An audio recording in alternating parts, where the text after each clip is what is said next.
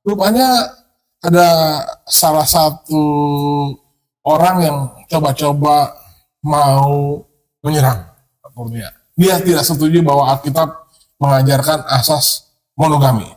Kenapa begitu? Menurut pendapatnya, Yesus sendiri mengajarkan untuk poligami. Ini luar biasa. Yesus loh yang mengajarkan poligami.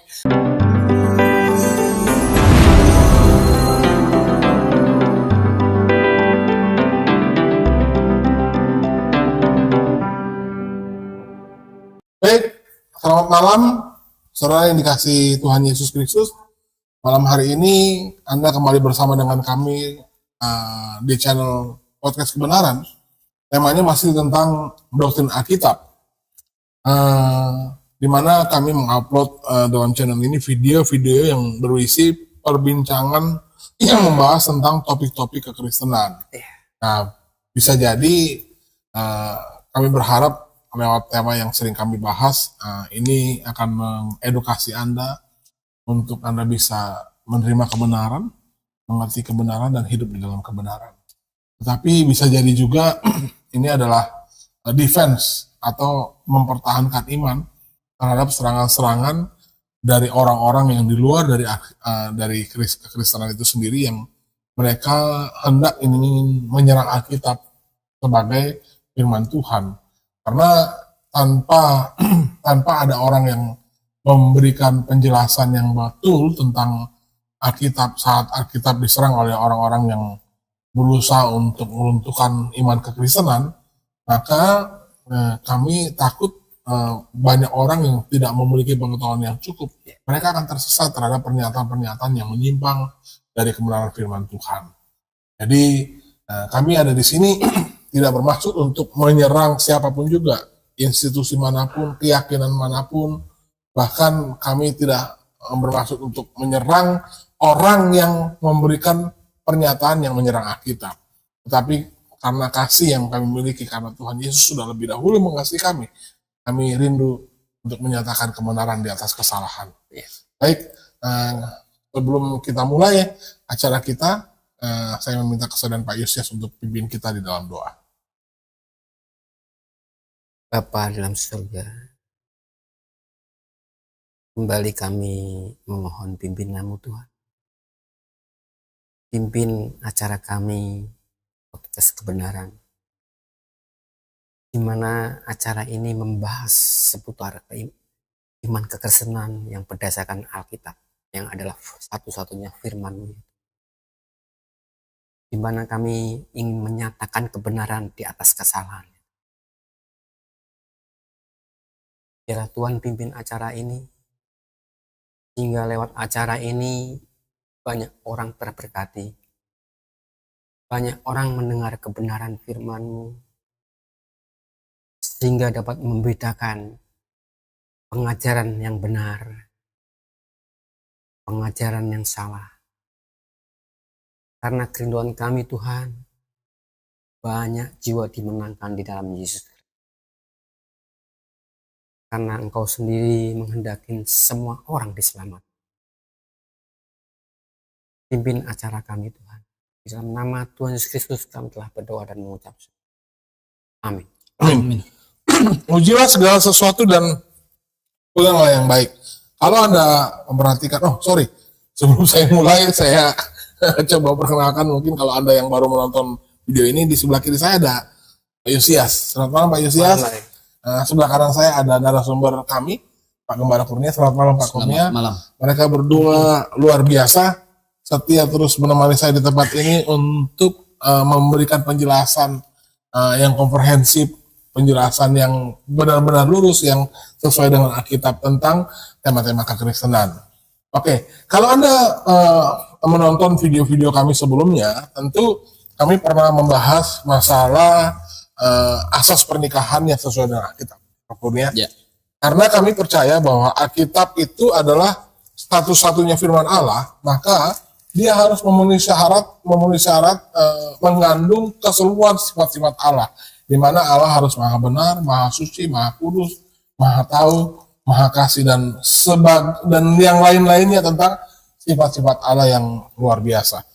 Allah yang Maha Suci, kami tentu percaya bahwa di dalam, kalau ada Alkitab yang memang benar-benar penulisannya diinspirasikan oleh Allah sendiri, maka kitab itu harus mempunyai nilai moral yang tinggi ya Pak. Bukan hanya tinggi, tapi bahkan jauh lebih tinggi daripada kitab-kitab yang lain. Artinya kitab itu harus punya standar moral paling tinggi di antara kitab-kitab yang lain kalau mereka disejajarkan atau dibandingkan. Nah, sehubungan dengan nilai moral ini, kebetulan tentang asas pernikahan atau asas perkawinan, Alkitab itu menganut asas monogami. Betul ya Pak Kurnia? Iya. Saya nggak salah ya? Betul. Jadi Alkitab hanya memperbolehkan satu orang istri atau satu orang suami, saya bilang atau, berarti kedua-duanya memiliki satu pasangan hidup saja. Jadi kalau perempuan hanya punya satu suami, kalau laki-laki hanya punya satu istri. Di luar dari itu, Alkitab menyebut mereka hidup di dalam perjinahan. Kalau hidup di dalam perjinahan, konsekuensinya adalah pasti masuk neraka. Bukan hanya berdosa, tetapi pasti masuk neraka.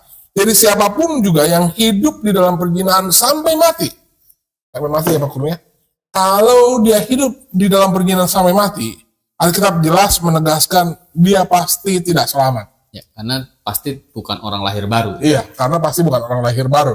Oke, jadi hubungan dengan asas pernikahan yang seperti ini orang Kristen pegang, rupanya ada salah satu orang yang coba-coba mau menyerang Pak Kurnia. Dia tidak setuju bahwa Alkitab mengajarkan asas monogami. Kenapa begitu? Menurut pendapatnya, Yesus sendiri mengajarkan untuk poligami. Ini luar biasa. Yesus loh yang mengajarkan poligami. Orang ini namanya, kalau saya boleh sebutkan, maaf, ini namanya Bang Zuma. Saya nggak tahu apakah dia sudah menikah. Sepertinya kayaknya belum Pak. Tapi maka dari itu saya sebutlah ini Bang Zuma. Zuma ini kalau tidak salah dia itu kalau nggak salah bagian anggota dari Mualaf Center dan memang memiliki kanal YouTube yang pengikutnya luar biasa, sehingga di sosmed, di YouTube, di Facebook, di TikTok dan medsos yang lainnya, sepertinya video dia banyak berseliweran Pak. Dan view-nya ini tidak sedikit, bahkan ada yang tembus di angka 1 juta di atas gitu loh. Dan video-videonya itu menyerang Alkitab. Ini dia videonya itu keseluruhannya. Yang saya bikin aneh juga, beliau ini Muslim, tetapi dia jarang di dalam videonya itu tema utamanya membahas kitab yang dia yakini, gitu loh. Justru dia membahas Alkitab. Gitu. Ini yang bikin saya pikir, oh iya, memang kita harus coba menjelaskan, meluruskan demi kami mengasihi Bang Juma supaya Bang Juma bisa memahami Alkitab itu seperti apa, gitu.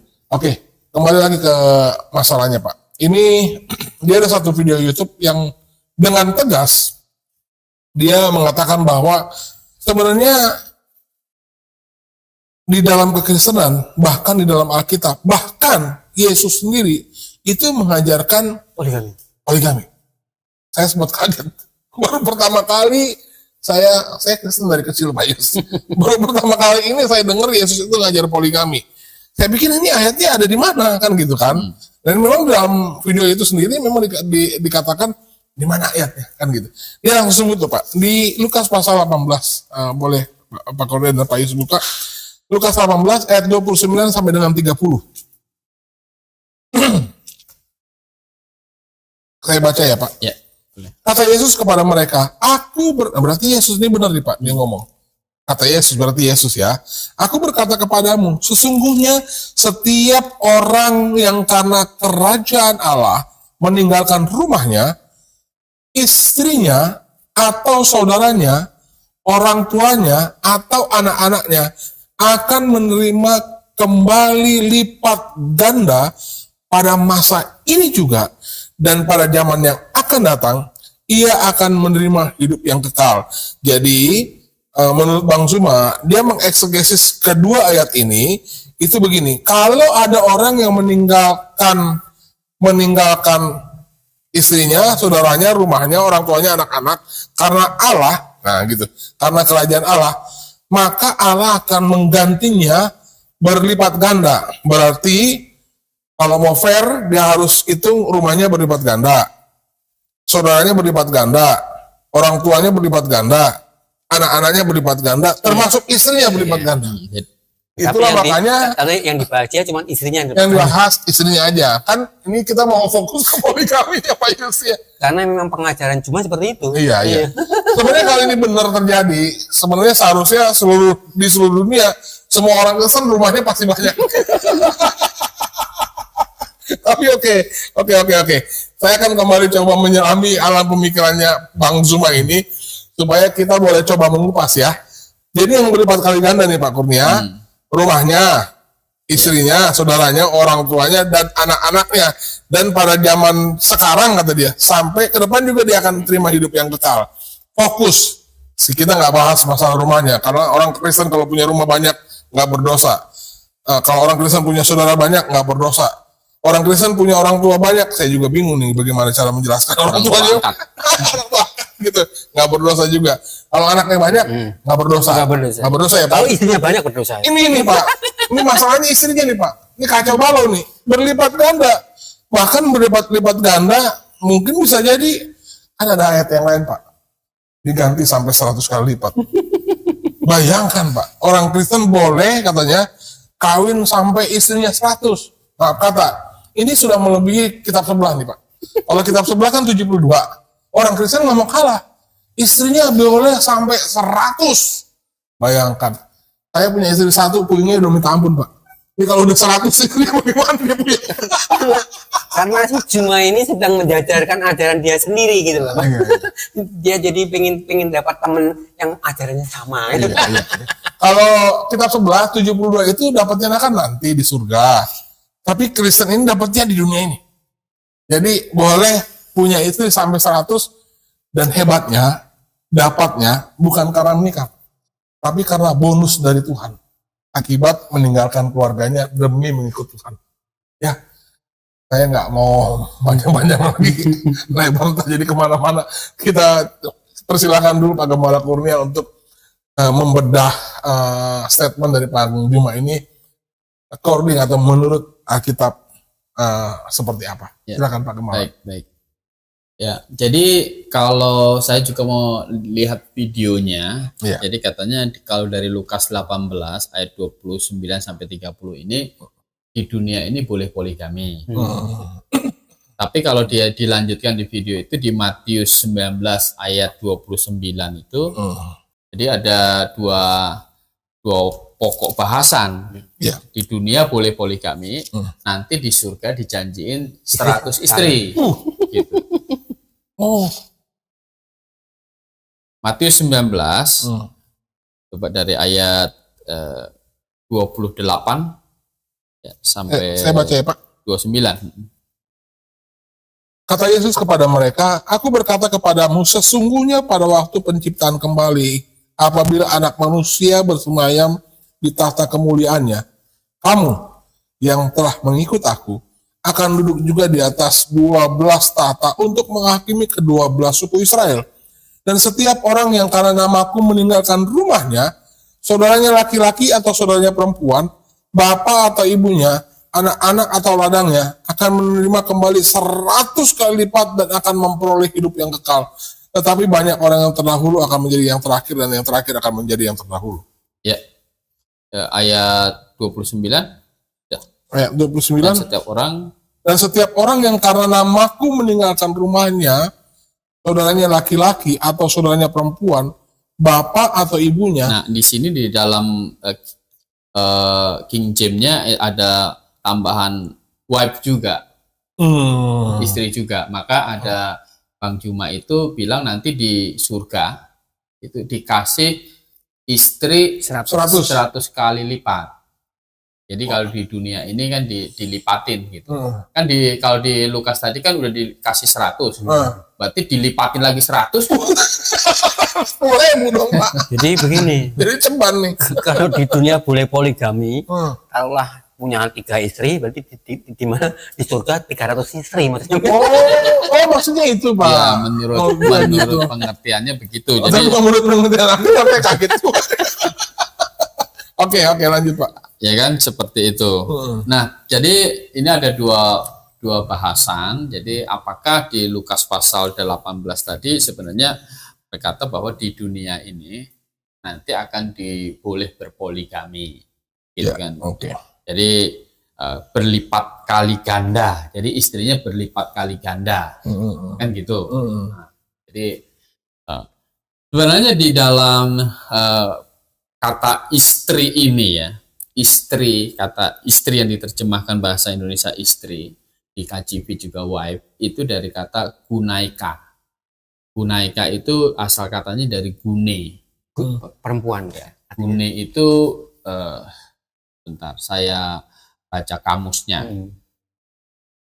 Jadi Troyer definisi itu ada dua. Jadi yang pertama, gune ini berarti a woman of any age. Jadi seorang wanita usia berapa saja.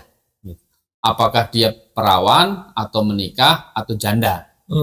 Gitu. Jadi arti yang kedua itu bisa istri.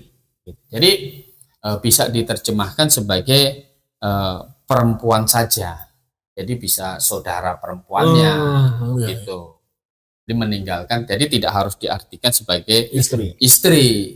Jadi kalau di Lukas pasal 18 itu kata Yesus kepada mereka, aku berkata kepadamu sesungguhnya setiap orang yang karena kerajaan Allah meninggalkan rumahnya, saudaranya perempuan atau saudarinya berarti ya, atau saudaranya, orang tuanya atau anak-anaknya. Begitu. Harusnya begitu sebenarnya. Nah, bisa diterjemahkan seperti itu. Mengapa? Karena kan Alkitab itu kalau diterjemahkan ini sebagai nanti akan setelah meninggalkan istrinya, ya, Tuhan akan jadi boleh poligami, begitu kan, jadi bentrok dengan ayat-ayat yang lain, begitu. Padahal ya, Alkitab ini kan satu kesatuan, gitu. Poligami di dalam sejarah catatan tokoh-tokoh Alkitab itu hasilnya buruk semua, gitu. Mana ada poligami di dalam Alkitab yang hasilnya baik?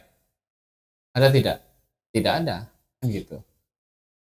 Abraham poligami, ya kan? Buruk. Sampai sekarang, sampai sekarang kasusnya. Nah, sebenarnya Yakub itu kan tidak mau poligami, karena dia ditipu sama Laban. Dia maunya sama Rahel saja kan. Kalau dia sudah sama Rahel, dia tidak akan tidak mengejar dapat Lea, tetapi dia ditipu pamannya Laban, gitu. Kerja 7 tahun dikasih Lea kakaknya Rahel, gitu. Padahal yang dia kejar bukan Lea. Dan janjinya Laban kasih Rahel kan? Janjinya Laban kasih Rahel, begitu ya. Dia ditipu oleh Laban, maka jadilah kerja lagi, 7 tahun lagi. 7 tahun lagi dapat istri, kan gitu. Nah kemudian Lea kasih budaknya bukan keinginan Yakub, keinginannya Lea, gitu. Rahel juga demikian, begitu. Maka istrinya Yakub jadi 4, gitu. Nah, jadi sebenarnya itu Yakub sendiri bukan idenya Yakub. Kemudian Abraham juga bukan idenya Abraham, gitu. Itu idenya dari Sarah untuk mengambil Hagar. Dan yang lebih kacau lagi kan waktu Salomo, akhirnya kerajaan yang dijanjikan Tuhan itu kepada Daud itu kan jadi berantakan. Gara-gara Salomo istrinya 300, gundiknya 700. Gitu. Semua tanah Israel itu penuh dengan berhala. Gitu. Karena istrinya masing-masing bikin kuil masing-masing. Yang akhirnya jadi terpecah kerajaannya. Akhirnya kan Tuhan hukum kan, begitu. Jadi catatan poligami itu selalu berakhir dengan buruk. Begitu. Nah, di dalam perjanjian baru yang menyempurnakan kitab perjanjian lama, hukum tentang pernikahan ini dipertegas. Jadi harus monogami, gitu. Maka ayat ini juga harus diartikan bukan akan poligami, tetapi ini bukan istri, tetapi adalah saudarinya, gitu. Nah, kalau kita membaca kenapa tidak boleh poligami, coba 1 Tesalonika 4. Kita baca beberapa ayat. 1 Tesalonika 4 ayat 3 sampai 4. Karena inilah kehendak Allah, pengudusanmu, yaitu supaya kamu menjauhi percabulan. Supaya kamu masing-masing mengambil seorang perempuan menjadi istrimu sendiri dan hidup di dalam pengudusan dan penghormatan. Bukan di dalam keinginan hawa nafsu, seperti yang dibuat oleh orang-orang yang tidak mengenal Allah. Terus Pak? Iya. Dan supaya dalam hal-hal ini orang jangan memperlakukan saudaranya dengan tidak baik atau memperdayakannya. Iya. Karena Tuhan adalah pembalas dari semuanya ini, seperti yang telah kami katakan dan tegaskan dahulu kepadamu. Iya. Jadi di sini masalah ambil istri itu supaya kamu masing-masing ayat 4 itu mengambil seorang Istri. perempuan menjadi istrimu sendiri. Kan gitu. Jadi suruh ambil satu saja. Seorang istri. Kalau mengambil lebih dari itu percabulan namanya. Gitu. Nah, coba kita baca lagi 1 Korintus 7 ayat 1 dan 2. Dan sekarang tentang hal-hal yang kamu tuliskan kepadaku adalah baik bagi laki-laki kalau ia tidak kawin. Ya, baik. Ya, kalau tahan bertara kan. Iya. Gitu. Tetapi mengingat bahaya percabulan, baiklah setiap laki-laki mempunyai istrinya sendiri, dan setiap perempuan, setiap laki-laki mempunyai istrinya sendiri, dan setiap perempuan mempunyai suaminya sendiri. Ya, jadi setiap laki-laki punya satu istrinya sendiri, setiap perempuan punya suaminya sendiri. Kan begitu. Nah, jadi jelas tidak boleh poligami. Makanya salah satu prasyarat untuk menjadi gembala, penilik jemaat, itu penatua, kalau di 1 Timotius pasal 3 itu boleh dibaca dari ayat 1 dan 2. Benarlah perkataan ini. Orang yang menghendaki jabatan penilik jemaat menginginkan pekerjaan yang indah. Karena itu penilik jemaat haruslah seorang yang tak bercacat, suami dari satu istri, bukan istri dari satu suami. Ya, suami dari satu istri. Istrinya boleh hanya satu, istrinya hanya satu saja. Berarti penilik jemaat ini artinya gembala itu harus laki-laki ya Pak? Harus laki-laki. Oh, okay. Dan istrinya harus satu. Oke. Dapat menahan diri, bijaksana, sopan, suka memberikan tumbangan, cakap mengajar orang. Ya. Kemudian juga ini kan syarat gembala. Ya. Kemudian yang diakennya di ayat 12. Diaken haruslah suami dari satu istri dan mengurus anak-anaknya dan keluarganya dengan baik. Oke. Jadi kalau ayat Lukas 18:29 sampai 30 itu diartikan jadi poligami, istrinya boleh banyak, begitu kan. Maka nggak boleh syarat 1 Timotius pasal 3 ini nggak perlu ditulis. Harusnya kan semakin roh semakin jadi pemimpin kan semakin teladan, gitu kan. Berarti kalau boleh poligami, ya bukti diupain Tuhan karena meninggalkan lain-lain sebagainya itu adalah istrinya jadi banyak, berkatnya istri jadi banyak. Bentrok. Makanya kalau benar begitu gembala, gitu kan. Bebas banyak istri. Harus malah. Kan supaya jadi contoh. Bukti diberkati Tuhan. Kayak gitu. Tetapi kan tidak. Tapi saya nggak mau Pak digembalakan orang banyak istri. Sudah nggak bisa buat contoh kan. Nah, makanya itu yang normal. Iya. Kalau itu upah poligami itu adalah upah karena mengikut Kristus, ya kan? Diartikan begitu. Maka orang yang betul-betul setia kepada Kristus, istrinya akan banyak. Kan itu dikasih sama Kristus. Upahnya kan itu. Nah, berarti kalau hanya satu saja itu ini kurang berkat ini. Jadinya kan begitu kalau belum benar. Ini. Nah, makanya Lukas 18 ayat 29 itu tidak boleh diartikan jadi poligami. Istri itu harus diartikan sebagai saudari. Dan itu juga bertentangan dengan ini Pak, bertentangan dengan firman Tuhan yang mengatakan hendaklah suami mengasihi istri. Iya. Ya, kalau suami mengasihi istri, dia banyak istri, bukan mengasihi istri namanya. Apa? Mengasihi perempuan. Ya, kalau namanya mengasihi istri, itu hatinya tidak berpaling kepada perempuan lain gitu. Kalau dia banyak istri, itu namanya mengasihi perempuan. Mengasihi perempuan, bukan mengasihi istri-istri. Ya, Alkitab kan hanya bilang hanya boleh mengasihi istri dan istrinya itu tunggal gitu. Bukan istri-istri, tapi mengasihi istri. Hanya tunggal, hanya boleh punya satu istri gitu. Demikian juga istri hanya boleh tunduk kepada satu suami begitu. Jadi memang tidak boleh poligami atau poliandri. Hanya monogami. Maka siapapun yang mau jadi gembala jemaat itu harus suami dari satu istri. Pernah bercerai, kan Alkitab bilang kalau diizinkan bercerai kecuali karena zina. Alasannya karena zina kan boleh. Iya. Nah, orang yang pernah gagal dalam rumah tangga itu pun tidak boleh jadi pendidik jemaat. Kan suami dari satu istri. Ini menandakan bahwa seorang gembala jemaat tidak boleh gagal di dalam pernikahan. Mengapa? Karena dia akan menjadi contoh keluarga-keluarga yang lain. Kalau dia sampai pernah gagal dalam pernikahannya, itu sudah tidak boleh menjadi penilik jemaat atau diaken. Karena tidak bisa menjadi contoh. Karena tidak bisa menjadi contoh. Kamu saja pernah gagal. Kan begitu. Itu dalam rumah tangga ya Pak? Ya, syarat untuk jadi penilik jemaat atau diaken yang dituliskan oleh Alkitab. Artinya apa? Ini kan standarnya sangat tinggi. Gitu.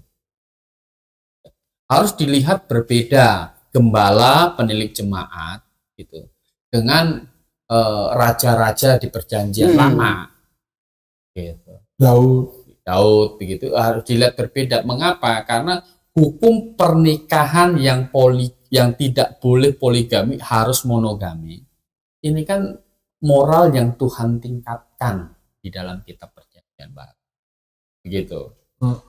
Nah, apalagi kalau kita melihat Matius pasal 19 tadi, kalau ini ditafsirkan bahwa nanti di dalam surga gitu, setelah anak manusia bersemayam, ya kan? Apabila ayat 28 itu, apabila anak manusia bersemayam di tahta kemuliaannya, kamu yang telah mengikut aku akan duduk di atas 12 tahta untuk menghakimi ke-12 suku Israel. Dan setiap orang karena namaku meninggalkan rumah saudara laki-laki, saudara perempuan, bapak atau ibunya, atau kalau diterjemahkan istrinya akan jadi salah, anak-anak atau ladang akan menerima kembali 100 kali lipat waktu nanti.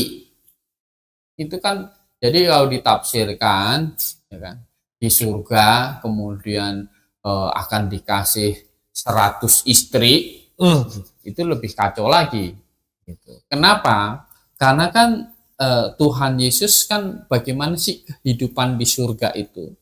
Kalau dibaca Matius 22-nya, ini waktu Tuhan Yesus ditanya tentang siapa yang menjadi suami dari satu orang yang suaminya ini sudah meninggal begitu.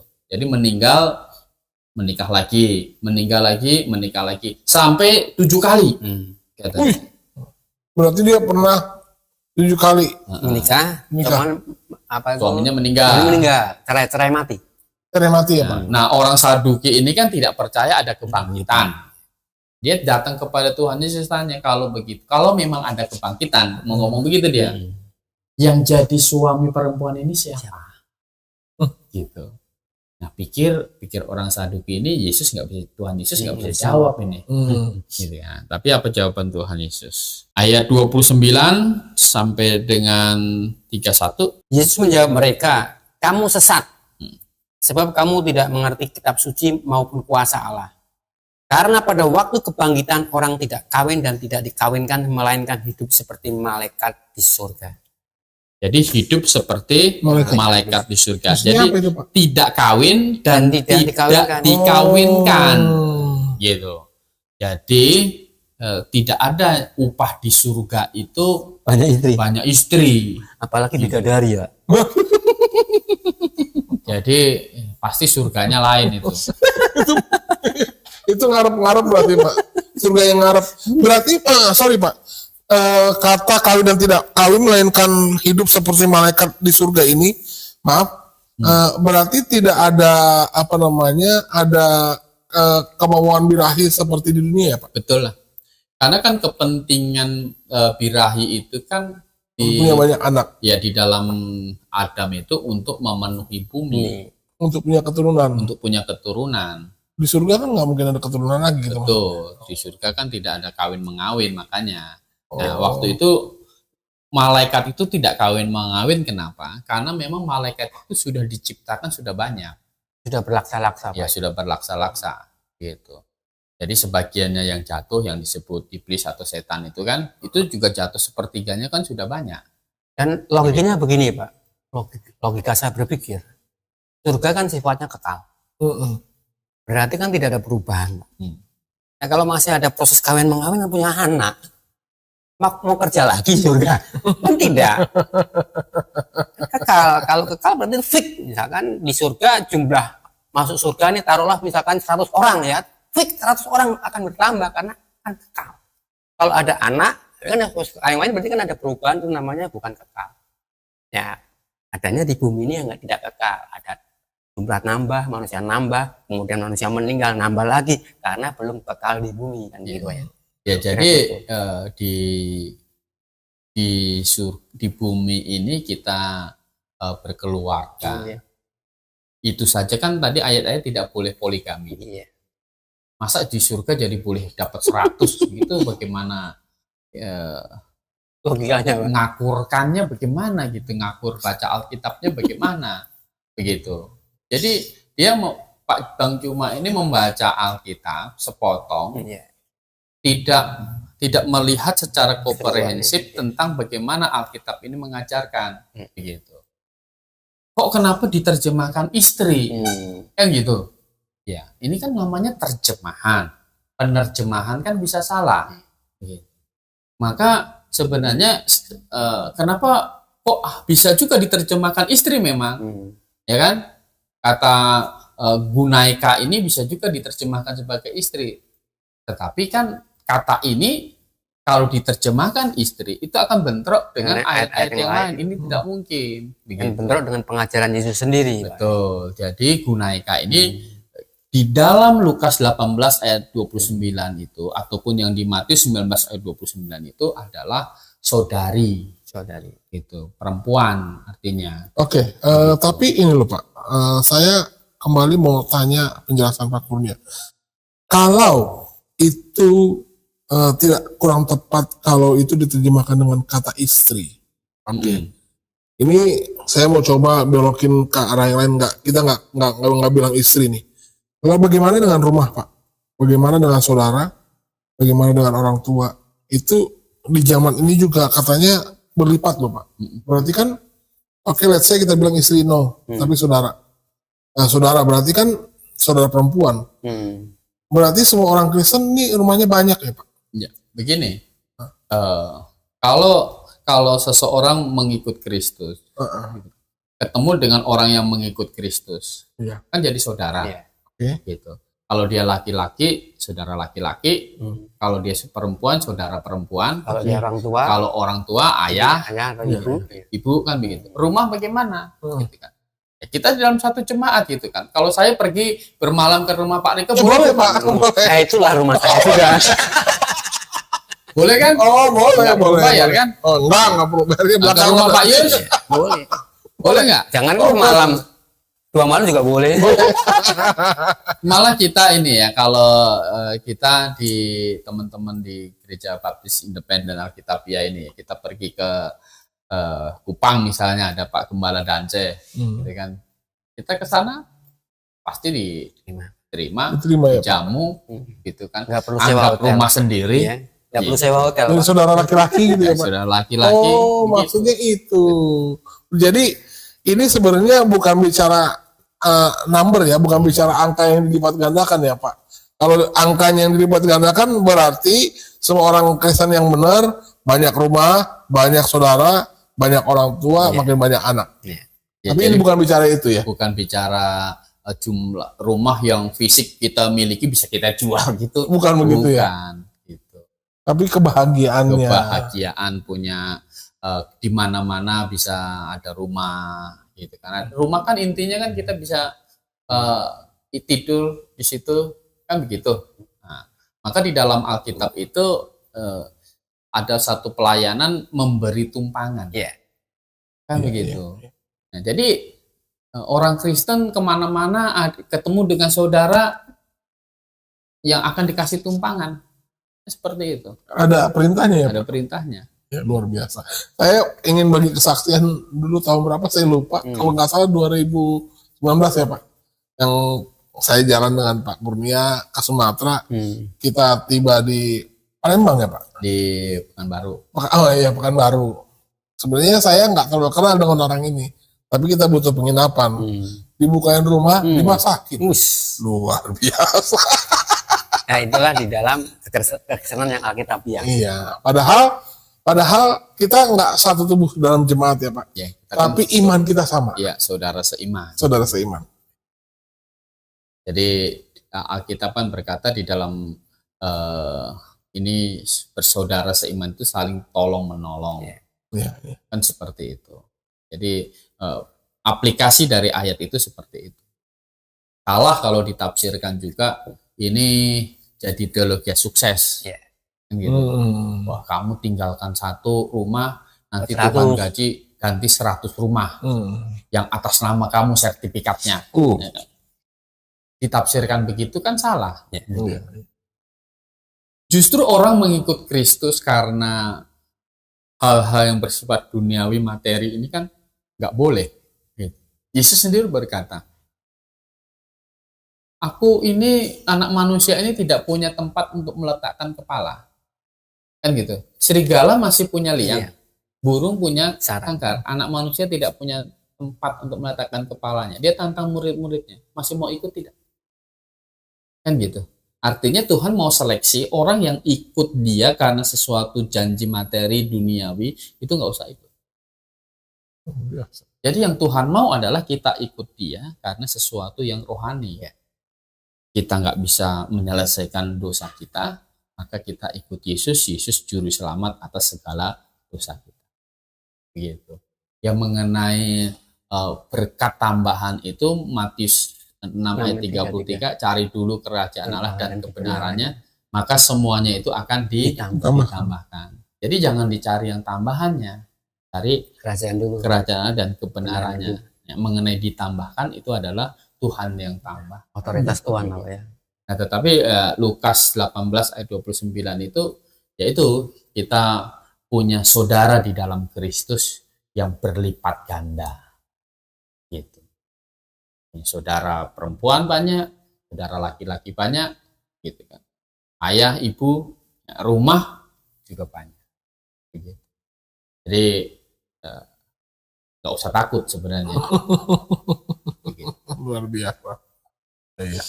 Memang apa sih namanya, orang kalau mau menafsirkan Alkitab terus ditafsir, dia baca, dia tafsir menurut pemikirannya sendiri, ngaco-nya luar biasa. Jadi harus dilihat secara keseluruhan Alkitab itu. Tidak boleh ada kata begini gitu kan, kemudian bentrok dengan yang lain, berarti kata ini pasti kurang tepat naruhnya gitu. Bisa salah terjemahan. Makanya kan lembaga Alkitab yang TB2 itu kata bahasa roh di dalam 1 Korintus pasal berapa 14. 13 ayat 10 itu 8-10 itu kan diganti. Jadi tidak ada bahasa roh lagi, jadi diganti bahasa lidah. Jadi terjemahan bisa dibetulkan, tetapi bahasa aslinya memang tetap tidak berubah gitu. Ya, terjemahan bisa salah terjemah, itu dibetulkan. Dasar patokannya apa? Ya bahasa aslinya. Kalau bahasa aslinya memang tidak pernah berubah ya? Tidak berubah. Jadi maka menafsirkan itu juga menerjemahkan itu kan tidak bisa letter lekata. Nah, kan seperti bahasa Inggris ketemu kata on, terjemahkan hidup terus kan nggak bisa gitu. Padahal kalau di dalam kalimat on itu kan bisa macam-macam artinya. On aja kalau dalam bahasa Indonesia ditambah satu huruf jadi beda. Apa itu? On. Ini kayaknya seperti Juma ini. Ya, kenapa saya katakan Juma ini sedang Oh iya. Karena dia ingin mencari teman supaya kesannya itu sama, ya kan? Kalau setahu saya kan Bang Juma ini kan pengajarannya juga mengajarkan poligami kan begitu. Iya, Dia mau cari teman, tentunya karena yang bisa dipahamin dengan gampang, ya kan? Tetapi salah ya cuman Alkitab. Iya. Karena Alkitab ini kan diterjemahkan ke segala bahasa. Iya. Jadi mudah dipahami sebetulnya. Iya. Tapi dengan membaca konteks secara keseluruhan. Nah, karena si Juma ini membacanya cuma satu ayat saja dicomot, tidak berdasarkan konteksnya, akhirnya dia samakan pengajaran Kristen sama dengan pengajarannya Juma. Ini prinsip dasarnya kalau saya bilang menafsirkan Alkitab ya Pak, hermeneutik ya Pak, nggak salah namanya. Menafsirkan Alkitab ada satu hal yang sebenarnya manusia nggak boleh sampai lupa. Alkitab ini berbeda dengan kitab lain yang kalau kita baca kitab lain bisa ayat ini bicara ini, nomor 1 bicara ayat ini, nomor 2 pindah konteksnya, bisa nyelamprang. Tetapi Alkitab nggak begitu, ditulis dengan begitu rapi. Satu ayat itu tidak boleh bertentangan dengan ayat sebelumnya atau ayat sesudahnya. Itu membuktikan bahwa sumber penulisnya hanya satu, Tuhan sendiri yang tidak akan pernah salah. Gitu ya. Betul ya Pak Kurnia? Ya, makanya di dalam jemaat itu Tuhan karuniakan ada pengajar, guru ya, penginjil sama gembala. Kan seperti itu. Nah, jadi orang Kristen sudah lahir baru harus setia di dalam jemaat yang benar untuk dapat pengajaran yang benar supaya tidak diombang-ambingkan oleh pengajaran-pengajaran yang sesat. Baik. Ada yang bertambahkan Pak? Cukup. Pak Yus, ada yang bertambahkan? Baik, saudara, Anda sudah mendengarkan penjelasan kami mengenai Lukas 18 ayat 29 sampai dengan 30 ini, bahwa sebenarnya pengajaran atau asas pernikahan di dalam kekristenan itu tidak pernah berubah. Allah tetap konsisten bahwa Allah mengendaki hanya satu orang pasangan hidup saja. Suami hanya memiliki satu istri, bahkan sebaliknya istri hanya punya satu suami. Dan pada saat penciptaan pun Tuhan ciptakan hanya sepasang. Hanya sepasang. Adam, Hawa. Jadi Adam, Siti Hawa. Tidak Adam, Siti Hawa, Siti Aisyah, Siti Aminah. Adam, Hawa sepasang. Iya. Ini sudah membuktikan ini itu konsepnya ya Pak. Ya, jadi poligami Pak itu bukan ide Tuhan tetapi ide manusia. Ide manusia. Oke. Anda sudah mendengarkan sendiri penjelasan yang begitu lugas yang disampaikan oleh Pak Gembala Kurnia yang sumbernya langsung dari Alkitab. Mungkin Anda bisa mencerna di pemikiran Anda sendiri mana yang menurut saudara lebih benar. Anda percaya kepada Zuma yang memiliki kepentingan lain di dalam dunia per YouTube-an atau dunia permesosan. Mungkin harapannya adalah penontonnya banyak, permintaan untuk ditonton yang seperti itu banyak sekali sehingga dia terus dengan rajin mengupload video-video yang menyerang Alkitab. Padahal sebenarnya kalau orang Kristen yang memiliki hikmat yang baik, yang punya pengetahuan yang baik tentang Alkitab, tentu dia tidak akan mudah disesatkan. Tetapi kepada orang-orang yang tidak belajar Alkitab, ini akan menjadi masalah besar bagi mereka. Mereka dengan sangat mudah untuk dibelokkan dan akhirnya tidak lagi percaya kepada Alkitab, tidak lagi percaya kepada Yesus Kristus, dan akhirnya mereka tidak bisa diselamatkan. Dan kami berharap dengan video kali ini Anda bisa mengerti dan memahami tentang kebenaran. Kami berharap juga dan kami berdoa supaya kebenaran ini bisa memerdekakan hidup Anda dan Anda bisa diselamatkan. Amin. Baik, terima kasih Pak Yusias, terima kasih Pak Gembala Kurnia. Sebelum kami menutup acara, saya meminta kesediaan Pak Gembala Kurnia untuk pimpin kita di dalam doa. Tuhan, terima kasih ya, kami tahu ya firman-Mu tidak ada salah, dan pengajaran moral yang tidak ada pengajaran moral yang lebih tinggi dari Alkitab Tuhan. Tahu ya, kitab jelas mengajarkan monogami dan poligami adalah ide manusia, itu bukan kehendak-Mu Tuhan. Jadi kami akan taat kepada firman-Mu, dan kami tahu ya, dengan melihat firman-Mu Tuhan dapat tahu apa yang Engkau kehendaki. Kiranya ya, Engkau juga memimpin ya, orang-orang yang melihat acara ini, mereka bisa dikuatkan imannya, mereka bisa diyakinkan untuk percaya kepada firman-Mu, dan akhirnya bisa mengakui Engkau adalah Tuhan, Engkau adalah Allah yang menjadi manusia, menebus dosa mereka. Biarlah makin banyak orang ya, seperti kami yang mengasihi Engkau. Nama-Mu Yesus Kristus kami berdoa. Amin. Amin. Baik, ujilah segala sesuatu dan peganglah yang baik. Orang pintar akan mudah membedakan mana yang asli dengan mana yang palsu. Tetapi orang yang berhikmat tentu akan juga mudah membedakan mana yang asli dengan mana yang hampir asli. Ya, jadi kalau Anda diberkati dengan video ini, Anda merasa Anda mendapatkan pengetahuan yang benar, dan Anda merasa ini bisa menuntun Anda kepada kebenaran, kami tetap berdoa seperti itu. Anda bisa like video ini, Anda bisa share, dan kalau ada pertanyaan, Anda bisa ketik di kolom komentar. Dan kalau bisa, kalau Anda mau dukung channel ini, silahkan subscribe channel ini supaya nanti kami mengupload video baru, ada notifikasi yang datang di perangkat Anda. Baik, terima kasih Pak Yusias. Selamat malam. Terima kasih Pak Gembala. Selamat malam. Akhirnya salam Maranatha.